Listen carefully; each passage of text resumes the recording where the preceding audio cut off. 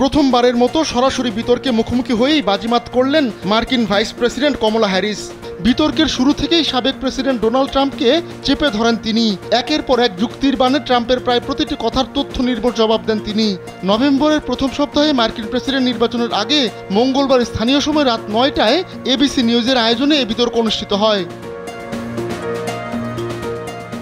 বিতর্ক মঞ্চে প্রবেশ করেই ট্রাম্পের দিকে এগিয়ে গিয়ে হাত বাড়িয়ে দেন কমলা। দুজনের করমর্দন শেষে কমলার বক্তব্য দিয়ে শুরু হয় বিতর্ক।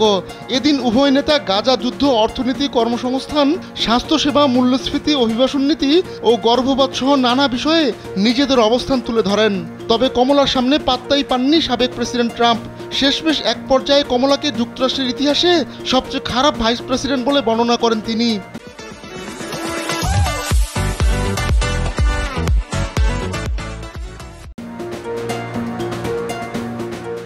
বিতর্কের প্রথম প্রশ্নই ছিল অর্থনৈতিক পরিকল্পনা ও মূল্যস্ফীতি নিয়ে।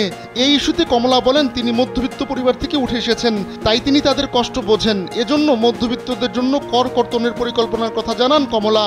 আর ট্রাম্প ক্ষমতায় গেলে ধনীদের কর কর্তন করা হবে বলে উল্লেখ করেন মার্কিন ভাইস প্রেসিডেন্ট। জবাবে ট্রাম্প বলেন তিনি যুক্তরাষ্ট্রকে দেশটির ইতিহাসের সেরা অর্থনীতি উপহার দিয়েছিলেন, আর মূল্যস্ফীতির জন্য বাইডেন প্রশাসনকেই দায়ী করেন তিনি।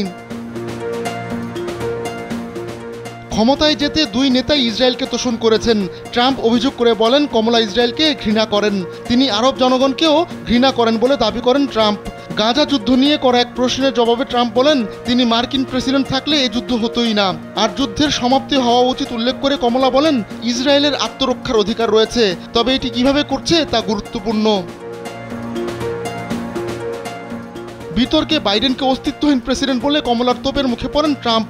ওই মন্তব্যের জের ধরে কমলা বলেন নির্বাচনে আপনি বাইডেনের বিরুদ্ধে লড়ছেন না, আপনি লড়ছেন আমার বিরুদ্ধে। এক পর্যায়ে রাশিয়া ইউক্রেন সংঘাত প্রসঙ্গে মার্কিন ভাইস প্রেসিডেন্ট ট্রাম্পকে বলেন আপনি এখন আর প্রেসিডেন্ট নেই, এতে আমাদের নেটো মিত্ররা খুবই কৃতজ্ঞ। পুতিন সহজেই ট্রাম্পকে কবজা করে ফেলতেন বলে উল্লেখ করেন কমলা। অবৈধ অভিবাসীদের ঠেকাতে বাইডেন প্রশাসনের নিজের ভূমিকার কথা তুলে ধরেন কমলা। তিনি বলেন কংগ্রেসে এ নিয়ে একটি বিল উত্থাপন করা হয়েছিল, সেটিতে সমর্থন জানিয়েছিলাম। এর মাধ্যমে সীমান্তে আরও আইনশৃঙ্খলা বাহিনীর সদস্য মোতায়েন করা হবে, যা সীমান্তকে সুরক্ষিত করবে। তবে ট্রাম্প কড়া ভাষায় বাইডেন প্রশাসনের সমালোচনা করেছেন। তিনি বলেন দেশটির সীমান্ত দাগী অপরাধীদের জন্য খুলে দিয়েছে বাইডেন প্রশাসন। আফগানিস্তানে তালিবানদের সঙ্গে ট্রাম্পের আলোচনা, গর্ভপাত, ট্রাম্পের বিতর্কিত বিভিন্ন মন্তব্য নিয়েও প্রশ্ন করা হয় এই বিতর্কে। এসব প্রশ্নের কোনোটির ক্ষেত্রে ক্রেডিট নিয়েছেন ট্রাম্প, আবার কিছু প্রশ্নের ক্ষেত্রে উত্তর দেওয়া এড়িয়ে গেছেন তিনি। বিতর্ক শেষে কমলা শিবিরের ধারণা এতে জয়ী হয়েছেন তারা। ট্রাম্প শিবিরও একই ধরনের দাবি করলেও বিশ্লেষকরা বলছেন কমলাই বিতর্কে এগিয়েছিলেন। আহমদুল্লাহ শিকদার, কালবেলা ডেস্ক।